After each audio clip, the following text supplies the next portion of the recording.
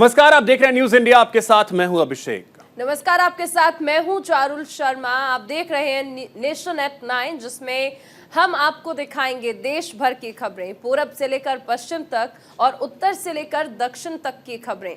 तो चलिए शुरुआत करते हैं खबरों के सिलसिले की।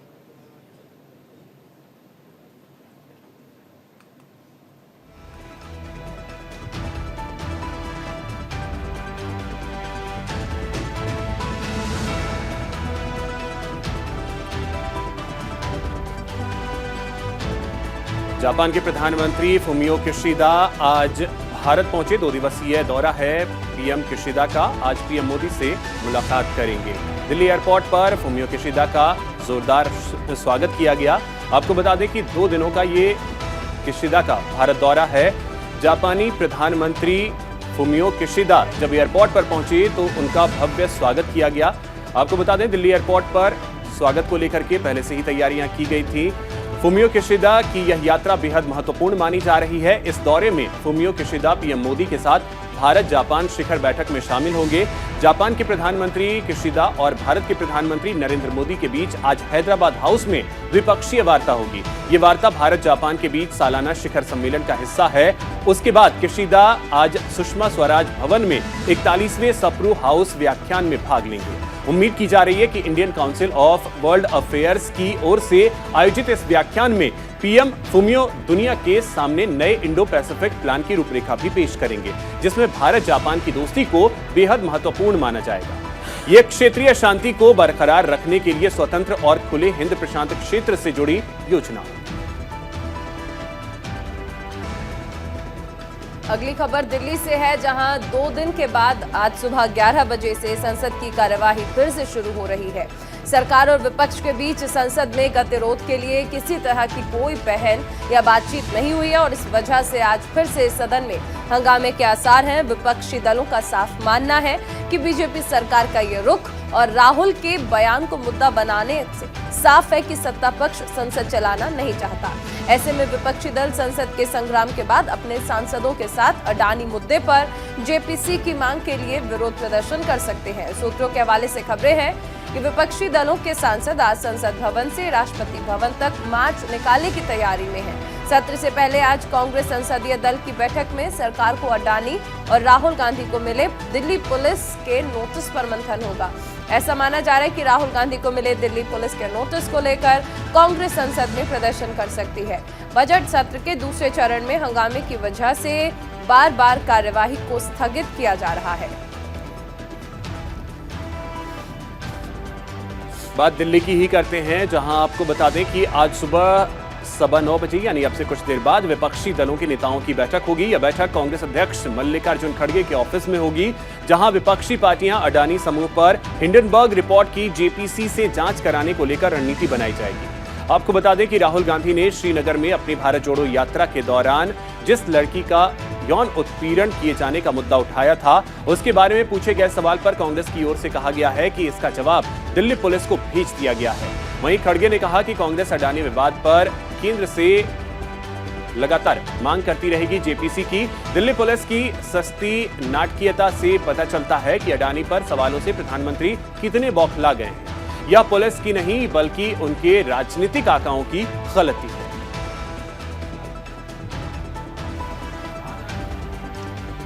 अगली खबर कर्नाटक से है। आज से 3 दिवसीय दौरे पर कांग्रेस नेता राहुल गांधी राज्य के दौरे पर जा रहे हैं, जहां राहुल गांधी मेगा और बेलगावी में रैली को संबोधित करेंगे।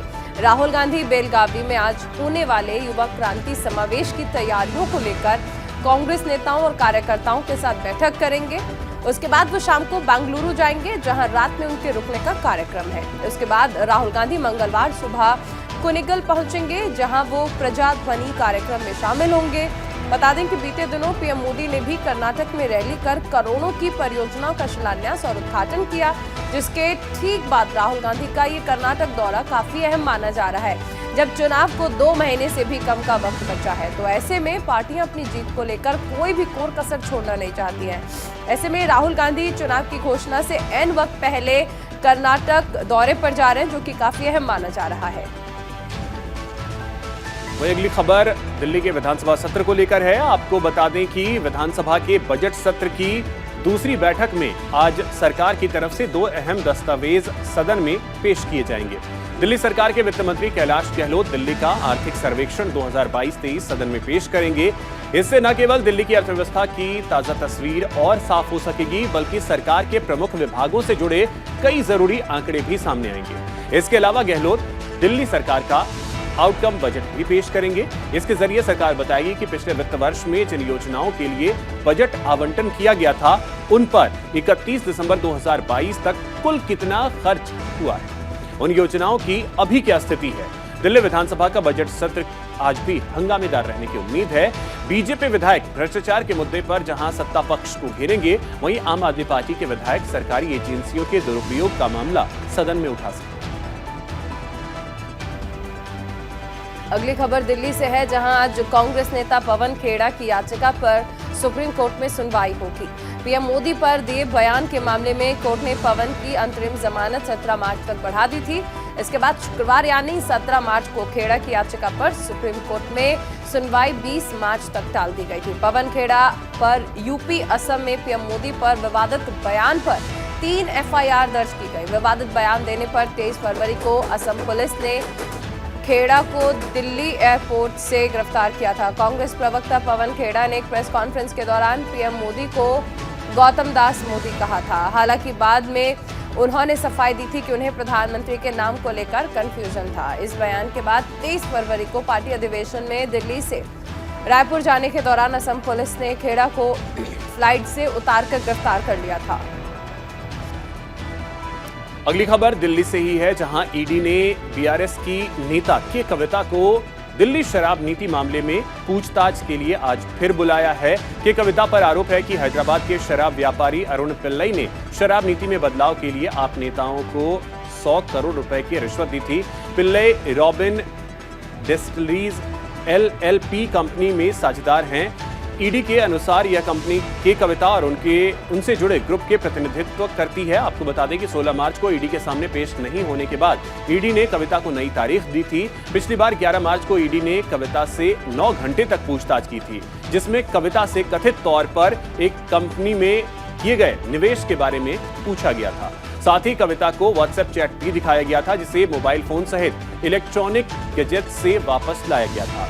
इसके अलावा कविता को आबकारी नीति 2021-22 के मसौदे की प्रतियां भी दिखाई गई, जिन्हें सार्वजनिक किए जाने से पहले कुछ आरोपियों को लीक कर दिया गया।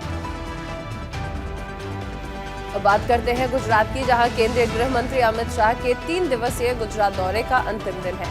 अपने दौरे के दूसरे दिन गृह मंत्री अमित शाह गुजरात सेंट्रल यूनिवर्सिटी के दीक्षांत समारोह में बतौर मुख्य अतिथि शामिल हुए। इस दौरान छात्रों को संबोधित करते हुए उन्होंने कहा कि भारत आजादी के 100वें साल में हर क्षेत्र में नंबर 1 बने, हमें ऐसा भारत बनाने का संकल्प करना है।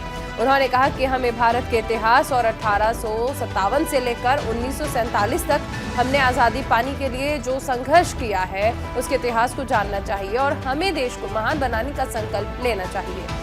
गृह मंत्री ने आगे कहा कि इतिहास उठाकर देख लीजिए, गुजरात ने इस देश को बहुत कुछ दिया है। अगली खबर दिल्ली से है, जहां आज से वैश्विक डिजिटल स्वास्थ्य सम्मेलन शुरू होने जा रहा है। 2 दिन के इस सम्मेलन में हर नागरिक के लिए स्वास्थ्य सेवा उपलब्ध कराने पर चर्चा होगी। स्वास्थ्य और परिवार कल्याण मंत्री मनसुख मांडविया ने बताया कि इसका आयोजन विश्व स्वास्थ्य संगठन के दक्षिण पूर्वी एशियाई क्षेत्रीय कार्यालय के साथ मिलकर किया जा रहा है। वहीं सम्मेलन में स्वास्थ्य क्षेत्र की प्रमुख हस्तियां, स्वास्थ्य नीति निर्माता, विशेषज्ञ, शिक्षाविदों और कई अन्य क्षेत्रों के लोग शामिल होंगे। सम्मेलन में डिजिटल स्वास्थ्य के क्षेत्र में नई उपलब्धियों और चुनौतियों पर विचार विमर्श होगा। इसमें एक सुरक्षित, नैतिक और टिकाऊ स्वास्थ्य प्रणाली के विकास के लिए निवेश, विकास और साझेदारी पर ध्यान केंद्रित किया जाएगा। अगली खबर उत्तर प्रदेश से है, जहां आज लखनऊ में उत्तर प्रदेश लोक सेवा आयोग की परीक्षाओं में सफल रहे अभ्यर्थियों को नियुक्ति पत्र दिए जाएंगे। कार्यक्रम सुबह 11 बजे शुरू होगा।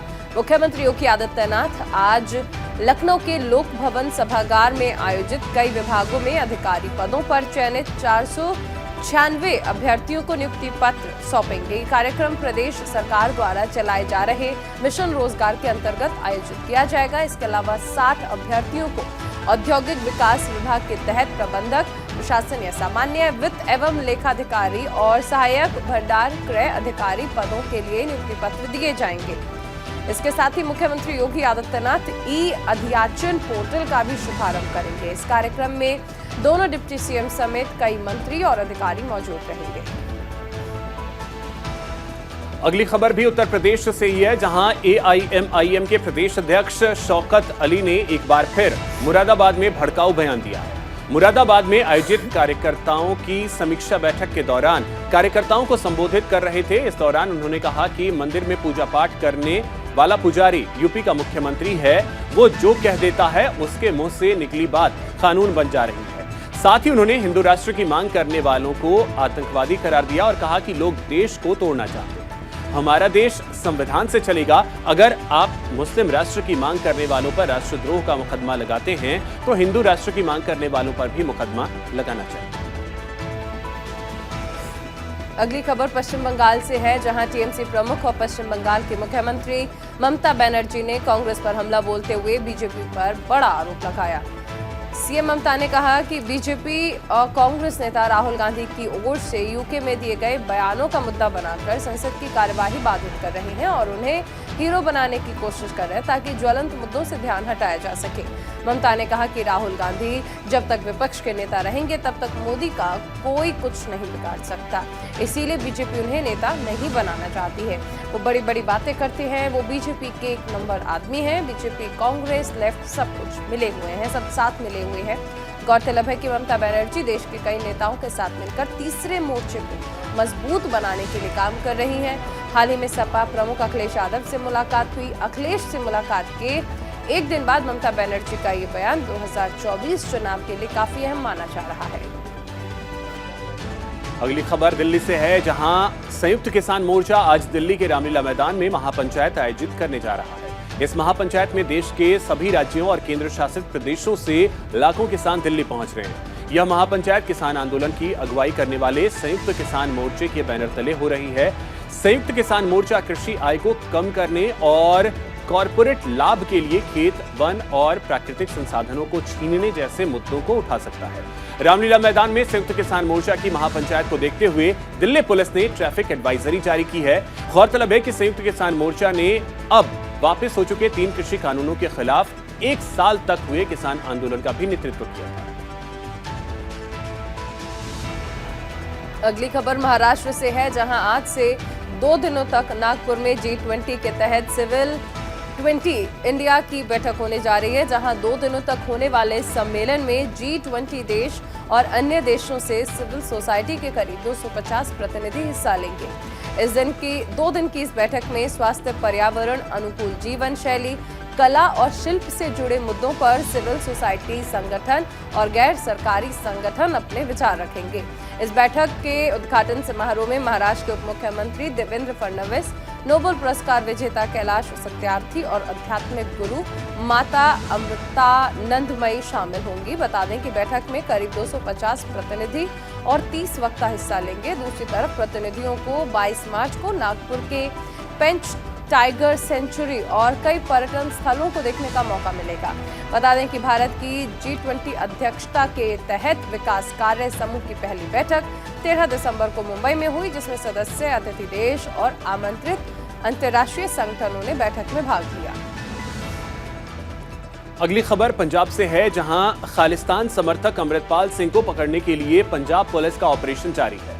पुलिस के मुताबिक अमृतपाल सिंह के नेतृत्व वाले वारिस पंजाब दे के 112 सदस्यों को गिरफ्तार किया गया है। साथ ही भारी मात्रा में हथियार बरामद किए गए हैं। वहीं कट्टरपंथी उपदेशक और खालिस्तान के समर्थक अमृतपाल सिंह के ड्राइवर और उसके चाचा ने पंजाब पुलिस के सामने आत्मसमर्पण कर दिया है। जानकारी के अनुसार ड्राइवर हरप्रीत और चाचा हरजीत सिंह ने मेहतपुर में पुलिस के समक्ष सरेंडर किया है। अमृतपाल सिंह को पकड़ने के लिए पुलिस की ओर से प्रयास जारी है। सुरक्षा कर्मियों ने राज्य के कई हिस्सों में फ्लैग मार्च किया और प्रशासन ने धारा 144 मोबाइल इंटरनेट सेवा और SMS सेवा पर आज दोपहर 12 बजे तक के लिए रोक लगा दी है। इस दौरान पंजाब पुलिस ने बयान जारी कर कहा है कि कानून व्यवस्था नियंत्रण में है। अफवाह फैलाने वालों को चेतावनी देते हुए कहा गया है कि यह फर्जी खबरों की खासतौर पर निगरानी की जा रही है।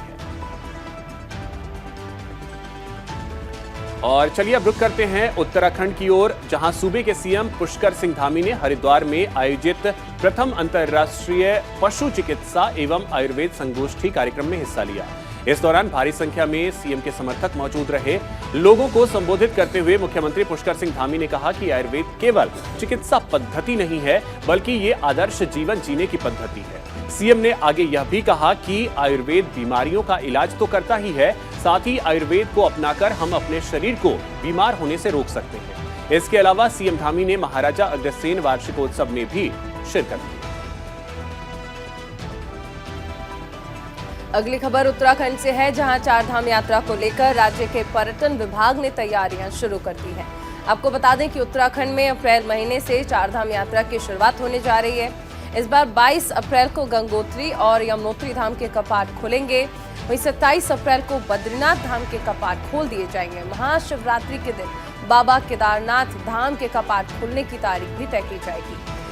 चारधाम यात्रा को लेकर पीडब्ल्यूडी विभाग, पर्यटन, पेयजल और पशुपालन विभाग यात्रा की तैयारियां कर रहा है। पर्यटन एवं धर्मस्व मंत्री सतपाल महाराज ने कहा कि चारधाम यात्रा में बड़ी संख्या में श्रद्धालुओं के आने की संभावनाओं को देखते हुए धामों में स्लॉट टोकन व्यवस्था की शुरुआत की गई है। यात्रियों के पंजीकरण तथा यात्रा संबंधित जानकारी हेतु कंट्रोल रूम की स्थापना के निर्देश दिए गए हैं। साथ ही पर्यटन मंत्री का दावा है कि चारधाम यात्रा को लेकर सभी तैयारियां पूरी कर ली गई हैं।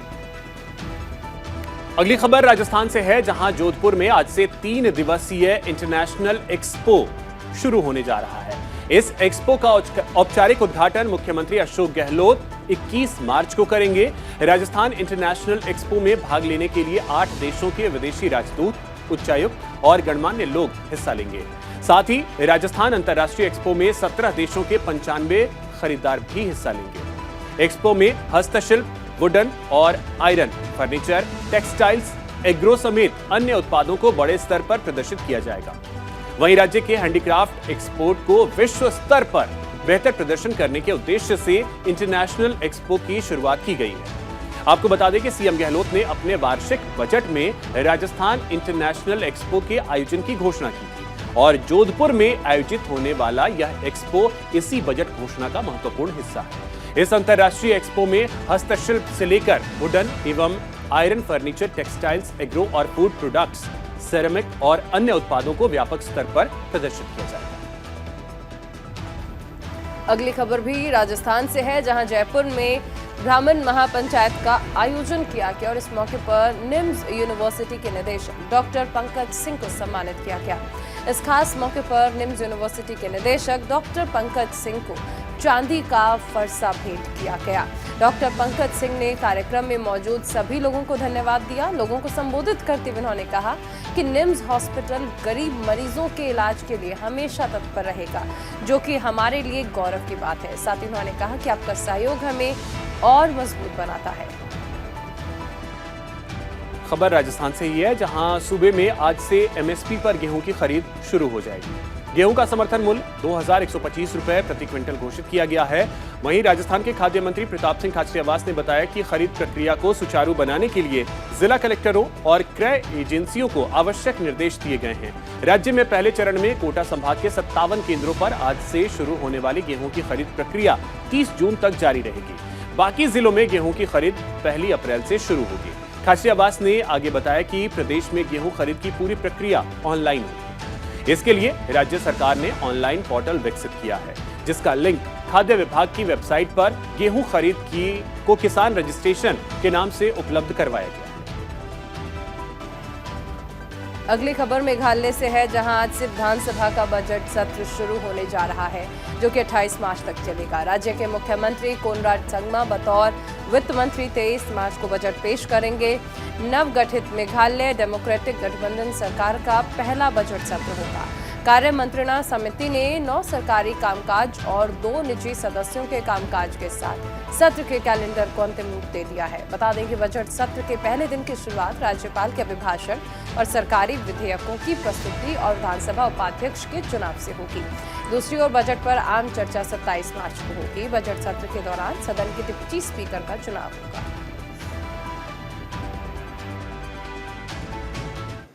तो चलिए इसी के साथ इस बुलेटिन में इतना ही। नमस्कार।